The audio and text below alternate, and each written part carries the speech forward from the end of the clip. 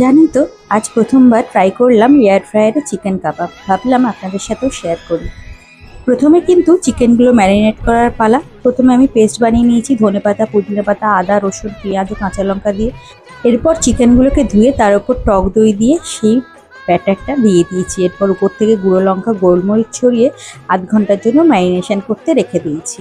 দেখেছেন, গল্পে গল্পে ভুলেই গেছি, এটা ছিল আমাদের প্রেস্টিজের নতুন এয়ার ফ্রায়ার। এবার হচ্ছে এরই আসল কাজ। প্রথমে বাস্কেটে হালকা করে তেল ব্রাশ করে চিকেনগুলোকে সাজিয়ে দেবো। তারপর 200 ডিগ্রি সেন্টিগ্রেডের তাপমাত্রায় টোটাল 20 মিনিটস সময় সেট করলাম। তবে একেবারে নয়, প্রথমে 10 মিনিট হওয়ার পর একটু চেক করে নিয়ে আবার 10 মিনিট দিয়ে একদম কিন্তু রেডি আমাদের গরম গরম কাবাব।